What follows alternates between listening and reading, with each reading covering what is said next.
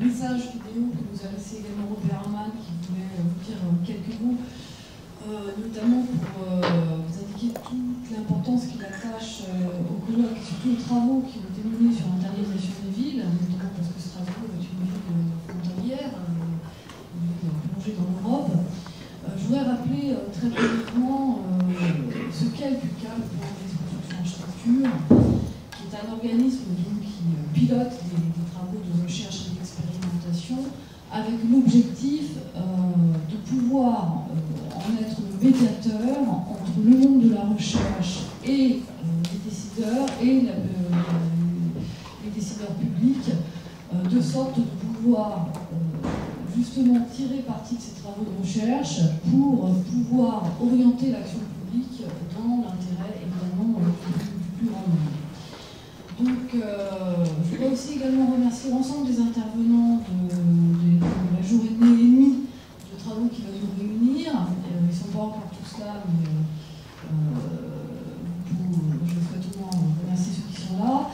Je vais passer ensuite la parole après qu'on aura vu la vidéo de Robert Herman, je passerai la parole à Inès Martin, ce qui va nous introduire très brièvement, ce qui nous a amené à ce colloque qui était l'objet des travaux, et puis ensuite Christian Lefebvre et Olivier Coutard vont vous présenter l'organisation et le déroulé de ce colloque. Voilà, je vous remercie et merci à Luna d'envoyer la vidéo au Herman.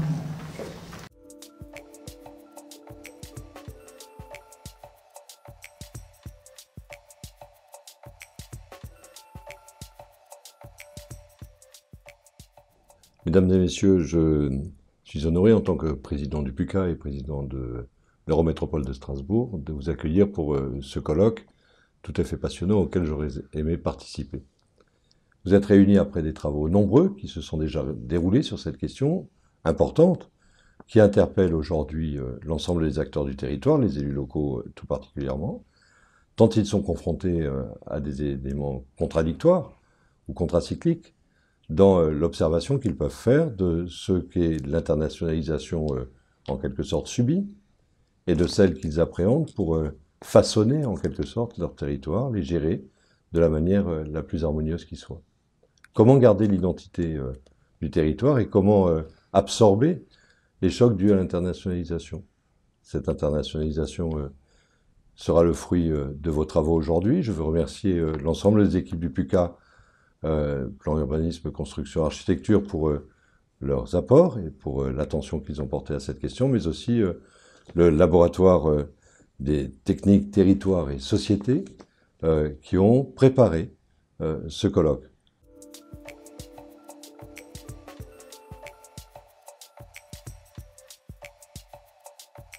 L'internationalisation des villes est une question que les élus locaux doivent aujourd'hui appréhender. La réalité fait force de loi, amène les élus locaux à devoir appréhender ce que on peut caractériser comme étant les flux migratoires, dans la diversité de ceux qu'ils représentent. On peut évoquer les problématiques de pollution que connaissent l'ensemble des territoires, en particulier frontaliers, où nos concitoyens ne comprennent pas qu'on ne traite pas globalement de ces questions, de part et d'autre des frontières. Mais c'est aussi la présence des GAFA, c'est évidemment l'influence du numérique et du digital dans l'ensemble des rapports aujourd'hui entre les hommes et les femmes. C'est évidemment également un autre exemple, les universités, qui participent d'accords nationaux, internationaux, et qui, à travers les réseaux Internet en particulier, correspondent et se répondent en permanence. Mais c'est aussi pour l'ensemble des acteurs la capacité d'un plus grand rayonnement à travers également les nouvelles technologies, rayonnement qui vise à la compétition économique, mais aussi à la démonstration de qualité de vie, quelquefois, culturelle souvent, qui permettent des échanges entre les territoires. C'est la conscience nécessaire d'une appartenance commune à une humanité, et puis en même temps la préservation d'intérêts locaux bien compris, où le sens de l'intérêt général doit dominer, ce qui, je dirais, est un exercice qui est toujours difficile. Cette mondialisation, elle interpelle sous de nombreux regards. Jusqu'à présent, cela était dévolu aux États de traiter de ces questions. Et on voit bien qu'aujourd'hui, de très nombreux acteurs sont amenés à devoir s'en occuper. Et s'ils ne le faisaient pas, en tout cas, certains le rappelleraient. Et donc, le colloque que vous menez aujourd'hui est extrêmement important. Je suis d'un territoire qui accueille de grandes structures internationales, Strasbourg, qui participe de la mise en œuvre de réseaux nécessaires aujourd'hui. C'est aussi une forme d'internationalisation au-delà des alliances que des villes ou des territoires peuvent passer entre eux. Comment est-ce que nous échangeons sur ces questions? Et pourquoi, après tout, échangeons-nous entre villes ou territoires de continents différents? Ces phénomènes sont de toute évidence des phénomènes qu'il nous faut aujourd'hui traiter à l'échelle de la planète. C'est vrai pour le climat, c'est vrai pour les mouvements migratoires, c'est vrai pour les flux économiques, c'est vrai pour les intelligences partagées. Je veux, à partir de là, vous souhaiter un excellent colloque. Chacun sera évidemment très attentif aux conclusions qui seront tirées de vos travaux, tant ceci relève d'une question toujours effleurée, quelquefois observée, et pour lesquelles des réponses sont aujourd'hui attendues.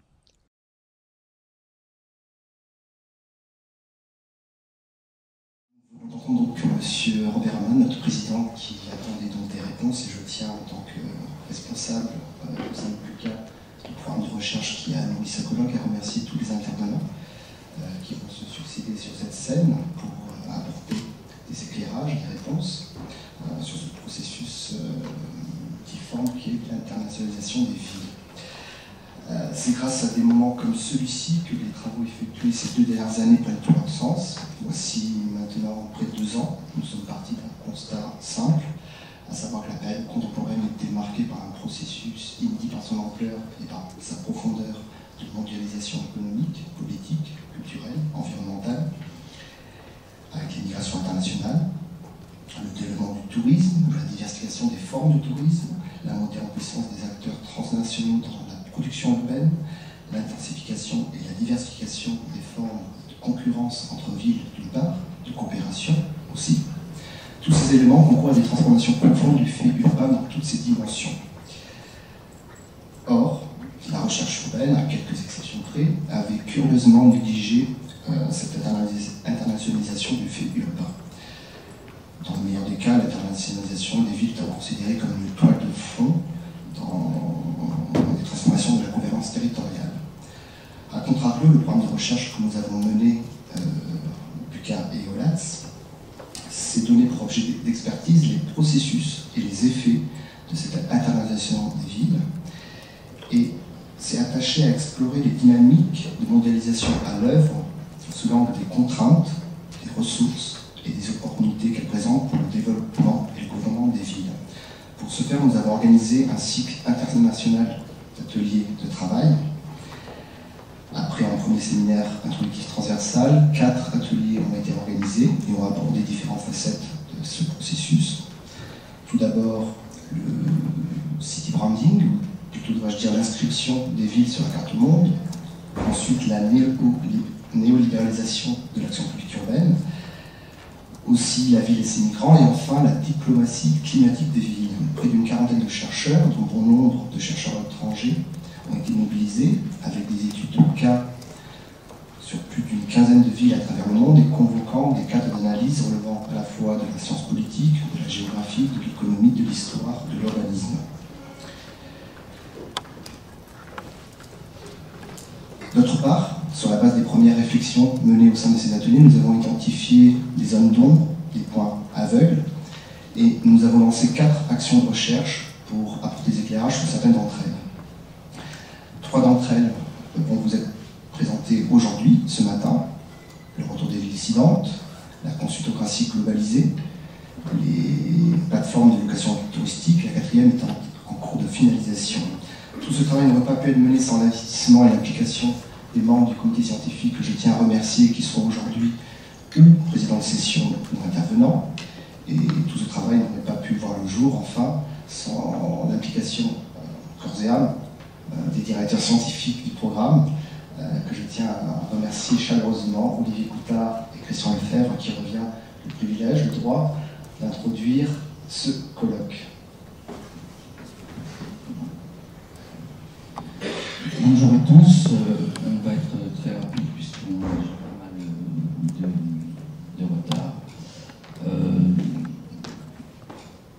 Donc le colloque d'une journée et demie, en fait, va se faire à travers 5 entrées, 5 thèmes de l'internationalisation. Il n'y a pas de prétention à faire, je veux dire, un point exhaustif sur ce qu'est l'internationalisation. C'est simplement donc des entrées dont certaines ont reçu une attention importante de la part du monde académique et des décideurs. On parle bien sûr du changement climatique ou de la diversification sociale et ethnique des villes, mais d'autres au contraire ont été très peu abordées. Lionel a parlé de la consultocratie globalisée, y compris même les réseaux de villes et leur montée en puissance qui ont été travaillés il y a à peu près une quinzaine d'années aujourd'hui, mais qui n'ont pas, de manière un peu surprenante d'ailleurs, fait l'objet de travaux importants, sauf sur les questions par exemple de changement climatique. Donc les 5 thèmes, je vais vous les présenter excessivement rapidement. De toute façon, vous aurez après, à l'intérieur de chaque session, une présentation un peu plus longue. Le premier thème qui va vous être présenté d'ici une dizaine de minutes sera consacré à ce que nous on a appelé l'émergence de nouveaux acteurs dans l'internationalisation des villes, qu'il s'agisse des firmes globales. Donc on a cité Robert Herrmann a parlé des GAFA, mais c'est simplement dire, quelques firmes globales par rapport à un ensemble beaucoup plus important. Les consultants globalisés et puis les plateformes numériques. Donc on s'est interrogé sur qui sont ces nouveaux acteurs. Est-ce qu'ils forment des groupes homogènes qu'on aurait peut-être tendance à le présenter? Et puis bien sûr, quels impacts leurs actions ont sur, à la fois sur les évolutions physiques, sociales, culturelles et politiques bien sûr des villes, et surtout, et on le verra en partie là dans la première session, là, quelles actions et quelles réactions aussi les villes ont-elles mises en place pour répondre à l'action de ces nouveaux acteurs. Deuxième thème qui vous sera présenté en fin de matinée concerne donc la diversité des sociétés urbaines. Et on sait très bien que cette diversité sociale et ethnique des sociétés urbaines n'est pas forcément récente. On se posera la question sur, aujourd'hui quand même, est-ce qu'il y a une accélération? Comment cette accélération de ces processus de diversification est pris en compte ou non par les acteurs, notamment les acteurs politiques? Quels sont les enjeux aussi que les acteurs publics identifient à travers ces mouvements, notamment migratoires, et comment ils y répondent? Le troisième thème qu'on abordera cet après-midi concerne les changements climatiques, qu'on a appelé la diplomatie des villes. Donc effectivement, c'est l'une des questions aujourd'hui les plus médiatisées, et probablement l'une des plus conflictuelles, mais qui concerne effectivement tous les acteurs, les États, les collectivités locales, et la société civile, et même en partie les firmes. C'est un thème qu'on retrouvera également un peu dans d'autres sessions, notamment les sessions sur les réseaux de villes. Et cette session sur la diplomatie des villes, le changement climatique, s'intéressera essentiellement à l'action des acteurs locaux dans cette lutte contre le changement climatique. Quelles sont à la fois les actions locales et internationales que ces acteurs développent pour répondre à cette question? Quatrième thème qui fera l'objet de la dernière session de la journée, c'est le lien internationalisation-globalisation et le rapport que ça porte en fait sur les relations entre les villes et les États, où on nous dit que les villes deviendraient des acteurs de plus en plus, des acteurs internationaux de plus en plus majeurs, qu'on retrouvera d'ailleurs cette question dans les réseaux de villes, puisque ces réseaux de villes sont une des façons pour les villes de monter en puissance au niveau international. Alors, la première question qu'on se posera dans cette session, c'est en quoi la globalisation et l'internationalisation changent-elles le rapport des villes à leurs États respectifs? Et puis, est-ce qu'on assiste à une autonomisation des villes par rapport aux États, ou est-ce qu'on peut simplement parler d'un intermède historique? La question, bien sûr, aujourd'hui demeure encore ouverte. Demain matin, on conclura cette série de 5 sessions sur un thème qui est internationalisation, transnationalisation, la montée en puissance des réseaux mondiaux des villes. Et donc c'est l'histoire en fait de la construction des villes en réseau au niveau continental et planétaire. On sait très bien que ce n'est pas un phénomène nouveau, puisque c'est un phénomène qui, on peut remonter à la Hanse, etc., en tout cas qui s'est développé en partie également à la fin du XIXe siècle. La question qui est un peu récurrente dans un certain nombre de nos sessions aussi, c'est qu'est-ce qu'il y a de neuf dans cette internationalisation, qu'est-ce qu'il y a de nouveau? Est-ce que donc cette montée en puissance des réseaux correspond à une accélération due à la globalisation et à un renforcement de l'acteur ville au niveau mondial? Et si c'est le cas, qu'est-ce qu'on peut dire de ces réseaux? Comment ils fonctionnent? Quelles sont, on va dire, leurs capacités d'action par rapport à des États qui, on l'a vu, à partir notamment de la crise financière de 2008, sont revenus au devant de la scène. Voilà, je vais passer maintenant la parole à Olivier Coutard pour l'organisation. Oui, juste quelques mots de complément. Il marche ce micro? Oui, à mon avis, il a marché quand même aussi. Alors, donc quelques mots de complément pour dire que ces 5 séances thématiques seront complétées par une table ronde conclusive intitulée Quelle stratégie pour les responsables publics? Il ne s'agit évidemment pas pour les chercheurs d'expliquer aux responsables publics ce qu'ils doivent faire, mais plutôt dans un dialogue qu'on va essayer de développer dans ces 2 jours, qu'on a déjà développé en amont sur ces questions, de favoriser l'appropriation par les responsables publics des connaissances produites par la recherche, mais une appropriation active et pas évidemment une délivrance de recettes par les chercheurs. Ce serait à la fois présomptueux et sans doute assez souvent à côté de la plaque.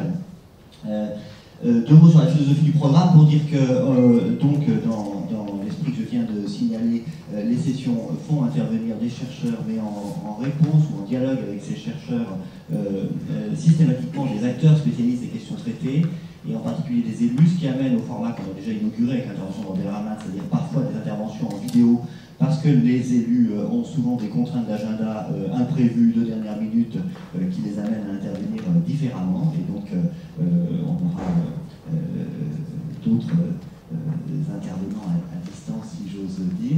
Et d'ailleurs, symétriquement, si je puis dire, l'ensemble des débats de la journée sont enregistrés en vidéo et seront ensuite mis en ligne sur le site du PUCA, ce qui assurera une diffusion progressive mais réelle de nos discussions dans la communauté intéressée. On l'a déjà fait pour les journées d'études qui ont été organisées dans le cadre du programme et dont Lionel a parlé.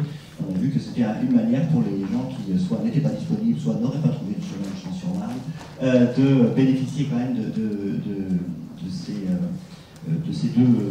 discussions de ces 2 journées.